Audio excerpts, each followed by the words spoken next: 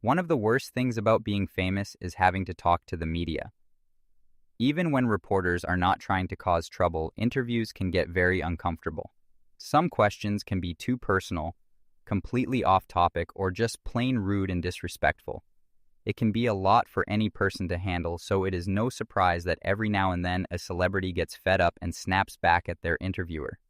Here are some of the best examples of things getting seriously awkward when celebrities decided to turn the tables on the people interviewing them. During a Save Our Schools rally in defense of public education, a reporter from a libertarian news outlet called Reason TV decided to ask Matt Damon a very pointed and loaded question about teachers and job security through something called tenure. The timing was particularly uncomfortable because Matt's own mother, who is a teacher herself, was standing right next to him as the question was being asked. It was clearly designed to start an argument that Matt had absolutely no interest in having. Matt stayed calm at first and pushed back on the idea that teachers would become lazy just because they had job security through tenure.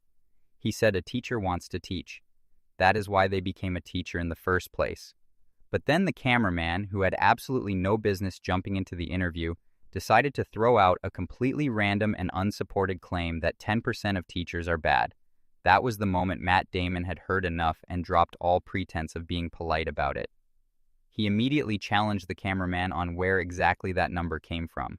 The cameraman admitted he did not really know and just kind of made it up on the spot, saying that maybe 10% of people in any profession should think about doing something else.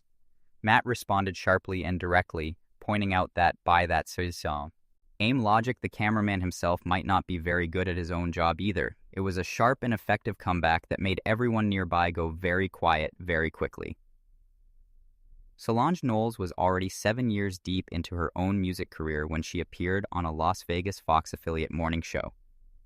Despite all of that experience and hard work, the host introduced her in a way that was both dismissive and deeply disrespectful.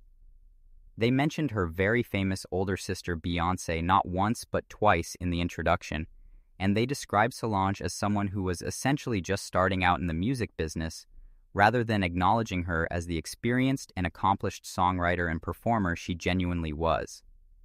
Solange was clearly not happy about it, and she did not hide that fact for even a second. She told the host directly and without any hesitation that the introduction they had just given her was not very professional. She also specifically asked them not to connect her to her family members and her brother-in-law's business empire, referring to Jay-Z and his famous 40/40 Club. She wanted to be seen and respected as her own person and her own artist, not simply as a footnote to more famous relatives. What made things even more confusing for the viewers and the anchors in the studio was that some of the conversation Solange was responding to had apparently taken place before the cameras went live and had not been broadcast. So when she called out things that were said off-air, the anchors had to quickly explain to the audience that those comments were not part of the live television broadcast. Solange simply replied with a very calm and composed okay, before the anchors moved on and awkwardly tried to smooth everything over. The real lesson in that moment was a good one. If you want to make someone feel genuinely uncomfortable, you do not have to raise your voice or get angry. You can just make things quietly and beautifully awkward instead and let them sit in it. Tony Danza found himself in an entertainingly embarrassing situation when he did not realize he was already live on air via satellite during a morning news broadcast. Thinking he was just having a casual private conversation with someone else in the room, Danza began openly complaining about the fact that he had been booked on what he assumed was a lighthearted feel-good morning show, only to find out it was actually a serious news program. He was clearly not happy about being squeezed between stories about murder and mayhem, as he put it, and he said so in very plain and unfiltered terms while casually sipping his coffee.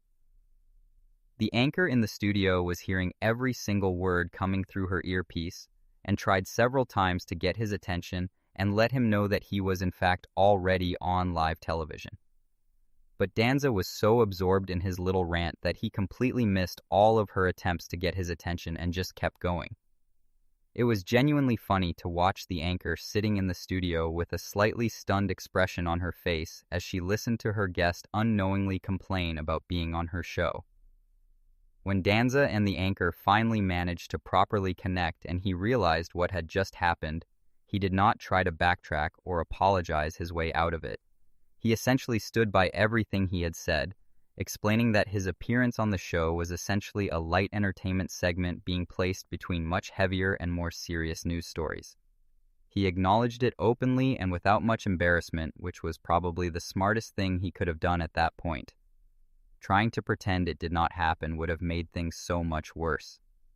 Mel Gibson had already been through an extremely difficult few years in the public eye when he sat down for an interview about his ongoing efforts to rebuild his professional career in Hollywood. 4 years earlier, a highly publicized and deeply embarrassing arrest for drunk driving had led to Gibson making a series of shocking anti-Semitic statements that had effectively destroyed his reputation and got him essentially banned from working in mainstream Hollywood. He had spent years trying to recover from the fallout and was slowly starting to work his way back. The interviewer made what turned out to be a very unwise decision to ask Gibson directly whether he felt like he had become a different person since those events from 4 years ago. Something about the way the question was framed clearly rubbed Gibson the wrong way, and instead of giving a calm and diplomatic answer that moved things along smoothly, he turned the interview into a prolonged and increasingly uncomfortable confrontation. He seemed genuinely irritated at being asked about something he clearly felt he had already addressed and moved past in his own mind. He made it very clear through both his words and his exaggerated and somewhat theatrical facial expressions that his anti-Semitic rant was absolutely the last subject on earth he wanted to revisit in a public interview. He told the anchor bluntly that those events were almost 4 years in the past and that he personally had moved on from them, and seemed genuinely annoyed that the interviewer apparently had not done the same. And then, in case there was any doubt left about how he felt about the whole thing, he ended the interview by walking off and leaving the anchor with a rather colorful 2-word farewell that is not suitable for polite company. It was not exactly the image of a man successfully rehabilitating his public reputation. In June 2017, Mariah Carey found herself in an interview situation that most celebrities would find genuinely stressful and difficult to navigate. Her former fiancé, the billionaire businessman James Packer, was being sought by Israeli police for questioning in connection with an investigation into gifts that may have been illegally provided to the Israeli Prime Minister. At almost exactly the same time, Mariah herself happened to be in Israel to promote a skincare product line, which made for an extremely awkward and unavoidable collision between her professional commitments and her personal life. A reporter decided this was the perfect opportunity to put Carey on the spot and ask her directly about her ex-fiancé's whereabouts and involvement in the investigation. Carey's approach to the entire line of questioning was to adopt an almost impressively breezy and unbothered attitude that made it essentially impossible for the interviewer to get anything useful out of her. When asked to recall the details of a dinner she had attended with Packer and the Prime Minister, the only thing she seemed able to remember with any clarity was that the food had been pretty good. Whether Carey was genuinely doing her best to protect her former partner, or whether she simply could not care less about the whole situation, the interviewer got absolutely nowhere with his questions. The closest thing to a useful answer he received was that the person he was looking for was somewhere doing something, which is technically true of everyone alive but not exactly helpful information. Her final comment on the subject, though delivered in rather colorful language, was essentially that she had no idea where he was and that it was not her responsibility to keep track of him. It was a masterclass in the art of saying absolutely nothing while appearing to answer a question. Emma Thompson is a brilliant and accomplished actress who has been celebrated for her extraordinary work in film and theater for decades. She is also someone who clearly has very little patience for pointless questions and is not afraid to say so directly and without any diplomatic sugarcoating. During an interview with Sky TV, she was asked about the upcoming royal wedding between Prince Harry and Meghan Markle, a subject that was dominating media coverage in the UK at the time. Thompson made it immediately and absolutely clear that she had not a single thought in her head about the royal wedding that she was willing to share with anyone. The interviewer did not take the hint. Instead of moving on to another topic, he persisted, asking Thompson again if she had any warm wishes for the royal couple on their big day. This ongoing insistence on a line of questioning that Thompson had already very clearly shut down left her visibly and understandably irritated. She repeated that she genuinely had nothing to say about it, and when pushed one more time, acknowledged that she obviously wished them well, as any reasonable person would, before pointing out that she did not personally know either of them and therefore had nothing of any substance to actually say about their wedding. It is a genuinely frustrating interaction to watch because Thompson could not possibly have been clearer about her position from the very first moment the topic was raised. She had given the interviewer every possible signal that this was not a subject she wanted to discuss, and he kept pressing anyway. Eventually, she just told him to stop and pointed out that he was wasting everybody's time. It was the kind of honest and direct response that many people watching probably wished they could deliver in their own lives when faced with persistent and pointless questioning. Mayim Bialik is probably best known to most people as the actress who played the brilliant neuroscientist Amy Farrah Fowler on the enormously popular television comedy The Big Bang Theory. What many people who are not familiar with her background might not immediately realize is that Bialik is not simply playing a scientist on television. She is actually a real scientist in her own right, holding a genuine doctorate degree in neuroscience from UCLA. She did not just study the role, she lived it for years before the show ever existed. When Bialik walked the red carpet at the Screen Actors Guild Awards in 2014, she was approached by an interviewer who decided to ask her, apparently in all seriousness, whether she could actually do calculus at the drop of a hat the way her character on the show could. The question clearly caught Bialik off guard because she had not expected to need to remind anyone that she was a real scientist and not merely an actress playing one.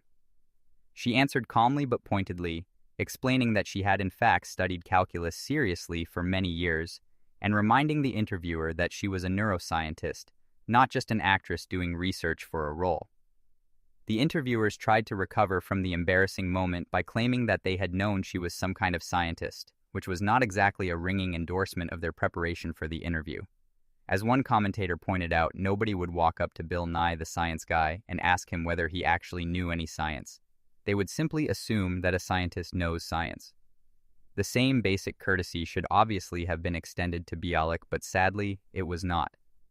She handled it with remarkable grace and good humor, which was a lot more than the question deserved.